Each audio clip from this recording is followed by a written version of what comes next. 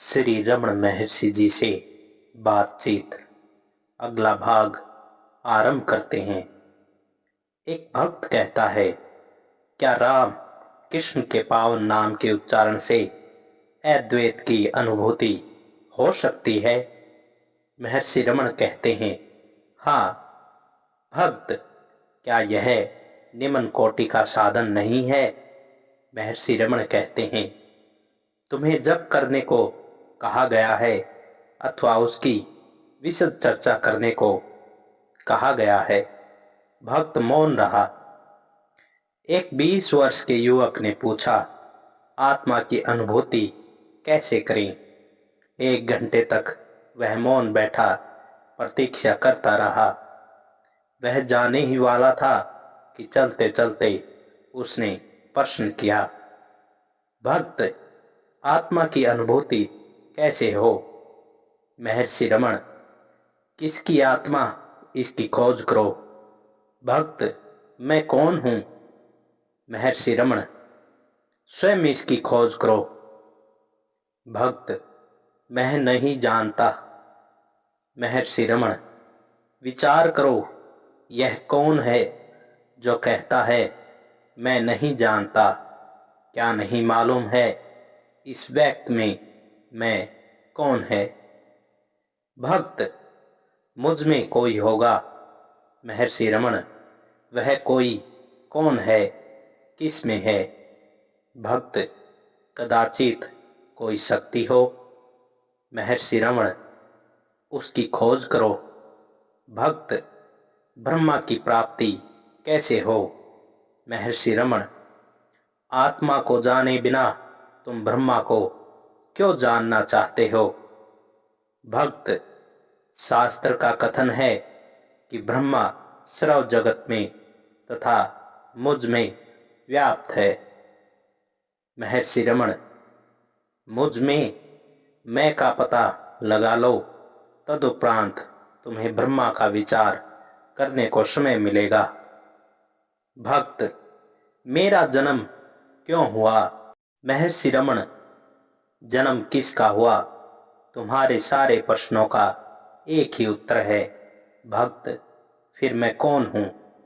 महर्षि रमण मुस्कुराते हुए कहते हैं, क्या तुम मेरी परीक्षा करने आए हो तथा मुझसे प्रश्न करने आए हो? तुम ही कहो, तुम कौन हो? भक्त, गाढ़ी निद्रा में आत्मा देह को त्याग कर अन्यत्र रहता है। जब वह पुनः प्रविष्ट होता है तब मैं जाग जाता हूं। क्या ऐसा ही है? महर्षि रमण, वह क्या है जो देह छोड़कर जाता है? भक्त, कदाचित कोई शक्ति। महर्षि रमण, उस शक्ति को खोजो। भक्त, शरीर 5 तत्वों से बना है, वे तत्व क्या हैं? महर्षि रमण, आत्मा को जाने बिना तुम पंच तत्व कैसे जानोगे? युवक कुछ समय तक बैठा रहा तथा आज्ञा लेकर चला गया। महर्षि रमण ने कुछ समय पश्चात कहा, ठीक है, इससे सफलता मिलेगी।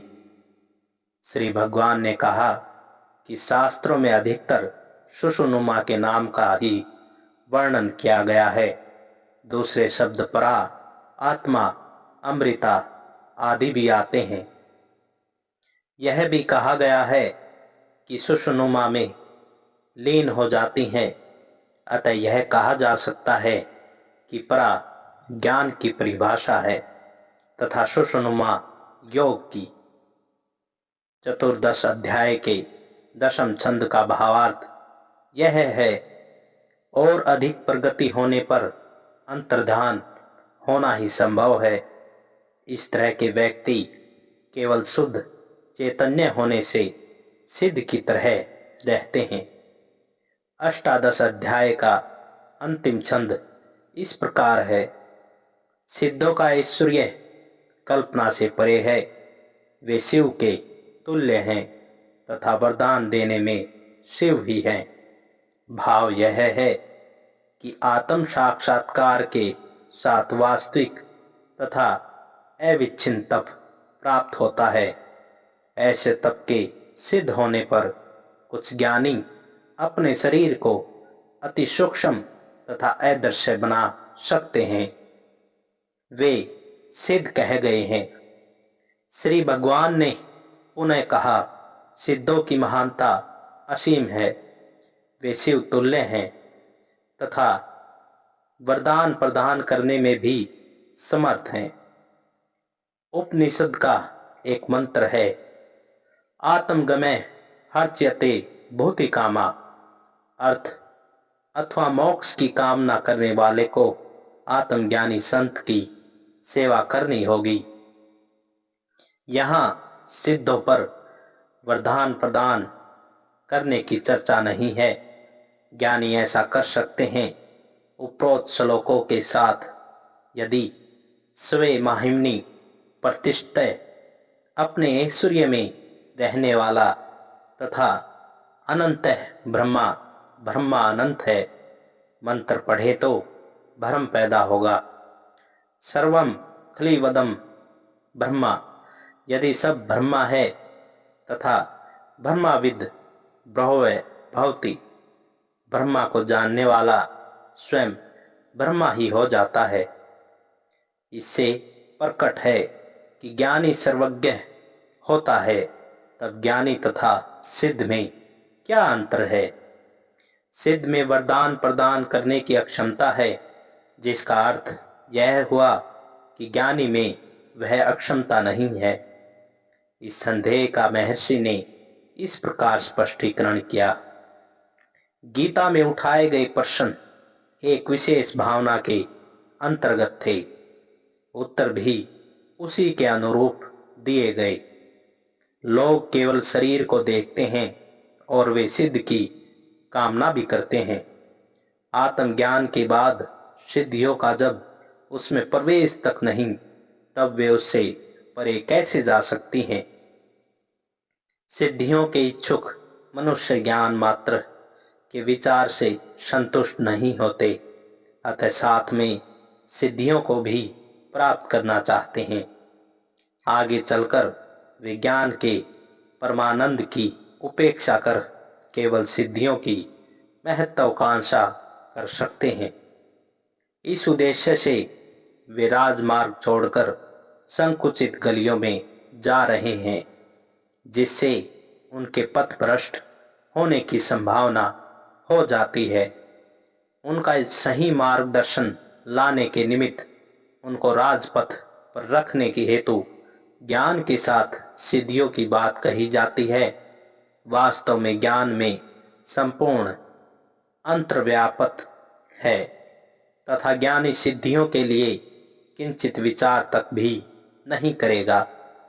मनुष्य को ज्ञान प्राप्त करना चाहिए और तब सिद्धियों को, यदि उनकी ऐसी इच्छा हो, तो मैं कह चुका हूँ, शरीर सामर्थ्य सिद्ध है। तात्पर्य यह है कि सिद्धियों का संबंध शरीर से है, क्योंकि उनका दृष्टिकोण शरीर है। ज्ञानी तथा सिद्ध में भेद नहीं। वरों के देने में वरान दातुम, आत्म लाभ भी वर की श्रेणी में आता है। सिद्ध केवल निम्न कोटि के ही नहीं होते, किंतु उच्चतम कोटि के होते हैं। शास्त्रों का उद्देश्य परिवर्तित परिस्थितियों में अनुकूल होना। उनकी मूल भावना एक ही है। हालस्य महिमा में अष्टविध सिद्धियों पर एक अध्याय है। उस प्रसंग में शिव का कथन है कि उनका भक्त सिद्धियों का विचार मात्र भी नहीं करता। शिव पुनः कहते हैं कि वे कभी भी वरदान प्रदान नहीं करते। भक्तों की इच्छाओं की पूर्ति उनके प्रारब्धानुसार होती है। तब स्वयं ईश्वर इस प्रकार कहते हैं कि तो दूसरों की बात ही क्या। सिद्धियों के प्रदर्शन हेतु अन्य मान्यता देने वालों की आवश्यकता होगी। इसका अर्थ यह हुआ कि सिद्धि के प्रदर्शन करने वालों में ज्ञान का नितांत अभाव है। अतः सिद्धियां किसी भी विचार के योग्य नहीं है। केवल ज्ञान का ही लक्ष्य करना है और उसी को प्राप्त करना है। श्री रमण गीता के सप्तदश अध्याय के चतुर्थ छंद का तमिल अनुवाद अशुद्ध हुआ है। श्री भगवान ने अशुद्धि सूचित की तथा उसे शुद्ध किया। वे दर्भ का प्रश्न था। व्यवहार में संकल्प उदय होकर कर्मशः लय होते रहते हैं। क्या यह ज्ञान है? महर्षि ने संशय का निवारण इस प्रकार किया। कुछ लोगों की कल्पना में ज्ञान की एक अनेक अवस्थाएं हैं। आत्मा नित्य अप्रोक्ष है, सदैव सिद्ध है। हम जाने या न जाने, अतः वे कहते हैं। श्रवण भी अप्रोक्ष ज्ञान है, प्रोक्ष ज्ञान नहीं है, किंतु ज्ञान का परिणाम श्रव दुख निर्वित है, जो श्रवण मात्र से सुलभ नहीं। अतः उनका कहना है कि यह अप्रोक्ष होते हुए भी दृढ़ नहीं है। वासनाओं का उदय इसे निर्बल व अस्थिर बना देता है। जब वासनाएं नष्ट हो जाती हैं, तभी ज्ञान दृढ़ एवं फलदायक होता है। कुछ लोगों का मत है कि श्रवण केवल प्रोक्ष ज्ञान है। मनन से यह कभी कभी अप्रोक्ष हो जाता है। इसके बराबर रहने में वासनाएं बाधक हैं। वे मनन के बाद और भी अधिक शक्तिशाली होकर उठती हैं। वासनाओं पर नियंत्रण आवश्यक है। ऐसी जागरूकता देहो नाहम, यानी कि मैं देह नहीं हूँ, कि स्मृति तथा मनन काल में हुए अप्रोक्ष अनुभव पर दृढ़ रहने से होती है। यह अभ्यास निधिध्यासन के नाम से कहा गया है। यह वासनाओं को निर्मल कर देता है। तदुपरांत सहज अवस्था का उदय होता है। यही निश्चित ज्ञान है। मनन से प्राप्त अप्रोक्ष ज्ञान न दुख की निवृत्ति करता है, न मोक्ष दे सकता है, क्योंकि वासनाएं समय समय पर ज्ञान को आवृत करती रहती हैं। अतः यह निर्बल है। यह ज्ञान निधिध्यासन पूर्ण एकाग्र भाव द्वारा वासनाओं के निर्मूल होने से ही दृढ़ होता है। एक भक्त श्री टी.के.एस. अय्यर चक्रों का वार्तालाप कर रहे थे।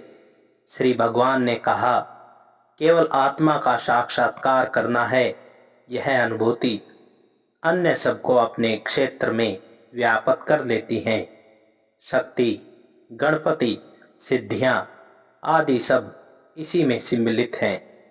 जो इनकी चर्चा करते हैं, उन्होंने आत्मा का साक्षात्कार नहीं किया है। आत्मा हृदय में है, स्वयं हृदय ही है। इसका मस्तिष्क में अनुभव होता है। हृदय से मस्तिष्क तक का मार्ग सुषुम्ना अथवा अन्य किसी नाड़ी में होकर माना जा सकता है। उपनिषदों का कथन है, परालीना अर्थात सुषुम्ना अथवा अन्य नाड़ियों पर परा अथवा आत्म नाड़ी में व्याप्त है। योगियों का कथन है कि विद्युत शक्ति का प्रवाह जो सहस्त्रार तक उठता है, वही समाप्त होता है। यह अनुभव संपूर्ण नहीं है। ज्ञान हेतु उन्हें उदय तक आना होगा। अतः से इति तक हृदय ही है।